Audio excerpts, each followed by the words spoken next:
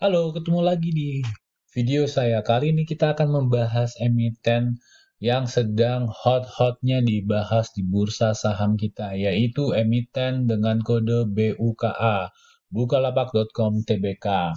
Nah, kali ini saya mencoba memberanikan diri untuk ikut berpartisipasi menganalisis ya, menganalisis dari emiten ini untuk melihat apakah nanti trennya tetap turun atau memang ini memiliki peluang tren naik yang mungkin uh, kalau misalkan kita berpartisipasi esok ya mendapatkan harga terbaik gitu ya, itu bisa mendapatkan kenaikan atau boleh jadi kita malah turun ikut dibawa penurunan harga oleh market maker. Nah, kita coba lihat apakah peluang untuk kenaikan masih ada atau malah sebenarnya ini akan terus turun terus gitu ya. Oke, kalau kita lihat menggunakan indikator yang kita punya, sebenarnya datanya belum begitu cukup ya. Apalagi biasanya kalau IPO ini kita perlu data tambahan nih, dan saya nggak begitu mendalami semua informasi yang ada di Bukalapak. Saya hanya menggunakan data-data yang ada di uh, apa indikator analisa saya. Nah, dengan itu kita coba lihat ya. Saya menggunakan foreign flow dan bandar movement, bandar volume, net foreign, dan ini frekuensi analyzer sama stochastic RSI-nya nggak berguna nih, karena ini baru-baru banget emitennya. Oke, kita lihat ya berdasarkan data yang ada. Kalau kita lihat dari foreign flow dan bandar movement, di sini ada yang warnanya kuning dan warnanya merah, merah pink ya. Ini di hari pertama sampai dengan hari keempat bisa dilihat trennya terus turun ya. Dan ini mengkonfirmasi mengapa Bukalapak pada hari kedua, 3, dan 4 mengalami pola penurunan. Ya, oke. Kemudian di hari ke-5, 6, 7, 8, baik foreign flow maupun bandar movement, trennya cenderung naik ya, walaupun si bandar movement ini di hari ke 5 dan 6 naik, dan hari ke-7 dan 8 sedikit turun nih. Nah, ini bisa dijelaskan oleh ini ya, grafik di bawah ini, yaitu bandar volumenya. Bandar volume di hari pertama sampai keempat bisa dilihat warnanya merah, ini berarti ada distribusi yang dilakukan oleh market maker. Dia menjual saham Bukalapak ya, terutama di hari kedua nih cukup besar, ini volumenya juga cukup besar. Jadi lihat penurunannya sejalan dengan keluarnya market maker di sini.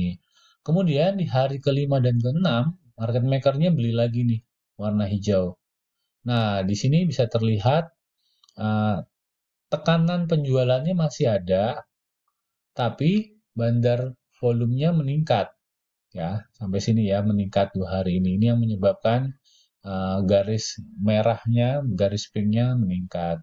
Kemudian di hari 7 dan 8 mengalami sedikit penurunan garis pinknya. Ini terkonfirmasi di sini ya, karena bandar volume ini menjual sedikit, si market makernya menjual sedikit, dan ini ada penurunan di hari ke-7, tapi di hari ke-8-nya sudah ada perlawanan ya, sudah bayarnya sudah ada muncul lagi di sini, walaupun si bandarnya menjual tapi dalam jumlah yang sedikit. Kenapa ini bisa naik? Nanti bisa dijelaskan oleh net foreign buy.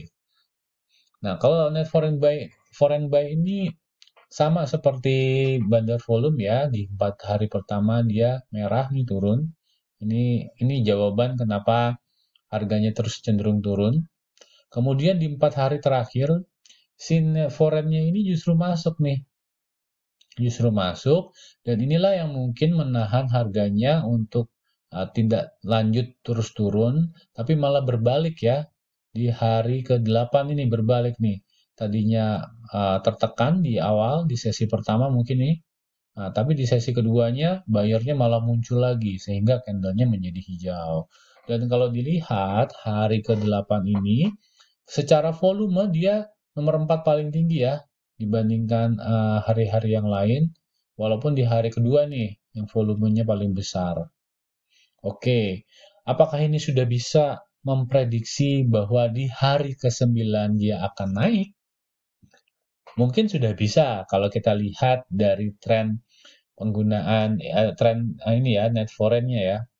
Net foreign-nya sama bandar volumenya ini mungkin sudah bisa karena kalau kita lihat mereka berdua nih baik bandar volume maupun net foreign ini dia akumulasinya di daerah sini nih.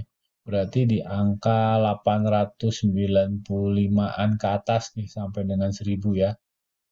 Dia akumulasi di sini sementara posisi sekarang 895. Dengan kata lain posisinya masih rugi. Nah, coba kita lihat, kita konfirmasi lagi. Nah, saya menggunakan time frame 13.08 sampai 19.08. 13.08 berarti di sini 13 sampai ini ya. Kenapa saya menggunakan di sini? Karena di sini sudah mulai akumulasi.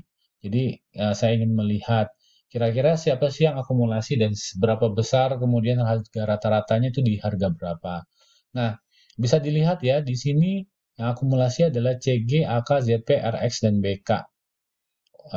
RIF, YU, GW, DX, dan AI. Nah, kalau dilihat dari nominalnya yang paling besar nih yang ratusan miliar nih ya. CG, AK, ZP, RX. Ini kodenya warnanya merah. Kalau warnanya merah apa artinya? Warnanya merah ini asing nih. Asing yang akumulasi, makanya nggak heran ya. Kalau warnanya ini yang warna kuning foreign flow, ini cenderung naik nih foreign flow. Ya karena net foreign-nya juga ini semuanya hijau semua kan. Nah, ini asing semua yang beli nih. Nah, ini terkonfirmasi. Jumlahnya ada 4 tambah 3 tambah 2 tambah 1 7. Oh, ini ada 1 triliun lebih bahkan ya. 1 triliun. Di 4 hari ini 1 triliun. Wow, mantap.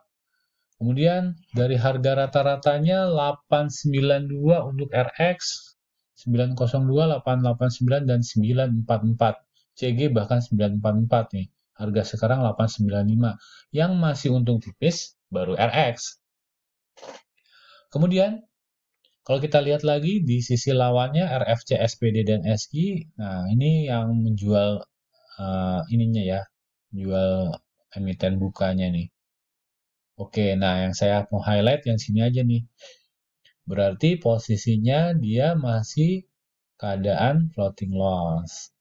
Nah, dengan jumlah nominal pembelian yang 1 triliun itu ya. Wow, gede banget nih 1 triliun. Nah, gimana dong? Apakah besok akan naik atau enggak nih? Nah, jawabannya adalah kita perlu memperhatikan pergerakan dari 4 ini. Kalau misalkan besok dia keluar dan volumenya tidak sebesar volume yang 19 Agustus, berarti ada kemungkinan harganya turun. Atau perlu diperhatikan juga nih yang dua ini. Yang di dua ini bandar movement volumenya, bandar movementnya apakah dia akan turun juga? Tapi kalau kita lihat dia pembeliannya di 13 dan 16, 13 16 ini ya, berarti dengan kata lain, nah kalau kita lihat candlenya nih antara kalau yang 16 kan 959 sampai 892, ini 919 sampai 1037. Jadi kalau misalkan sampai sorry, kalau misalkan yang bandar movement yang ini keluar, yang tadinya mengakumulasi di sini, nah ini berarti juga pertanda nih. Uh, kita harus keluar juga karena dia ini ya cut loss ya, cut loss. Nah berarti gimana dong?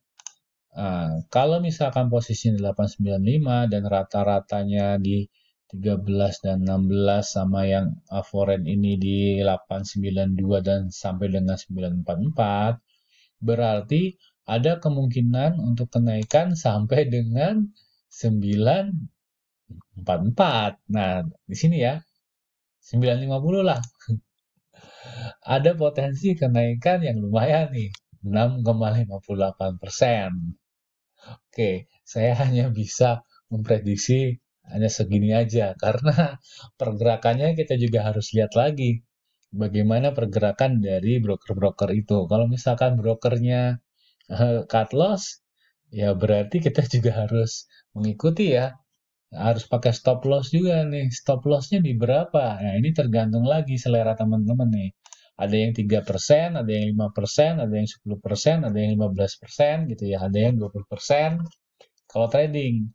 Kalau trading itu harus di cut loss. Kalau nggak di cut loss, nanti jadi investor dadakan. Nah, kalau menurut saya, ya mungkin stop lossnya ada di sini ya. Di hari kemarin tuh. Di angka 700. Berapa nih tadi? Angka 718. Jadi, wah, stop loss-nya ya maksimal 15%. Tapi disesuaikan lagi dengan profil resiko teman-teman ya. Profil resiko masing-masing. Ada yang mungkin resikonya nggak berani besar-besar, ada yang besar, ya itu balik lagi. Uang Anda, tanggung jawab Anda. Jadi kalau saya melihat ini, ya balik lagi sih, ada peluang di sana karena ada pembalikan yang dilihat dari bandar volume sama net foreign. Kemudian juga tapi ada ini juga ya, ada resiko ya, di mana-mana trading juga ada resiko. Cuman resikonya bisa kita manage apa enggak, bisa kita terima apa enggak. Kalau misalkan bisa kita terima ya berarti dijalankan. Tapi kalau nggak bisa kita terima, kita cari lagi aja emiten yang lain yang bisa menawarkan keuntungan juga. Oke, demikian pembahasan dari saya. Terima kasih banyak. Saksikan video saya selanjutnya. Dan jangan lupa saksikan video dari awal sampai akhir. Biar teman-teman bisa mengetahui, mencerna lebih dalam apa yang saya sampaikan. Dan terakhir, disclaimer, apa yang saya sampaikan ini hanya berupa edukasi, bukan saran untuk menjual ataupun membeli. Karena uang teman-teman adalah tanggung jawab teman-teman sendiri. Dan demikian dari saya, terima kasih. Sampai ketemu di video selanjutnya.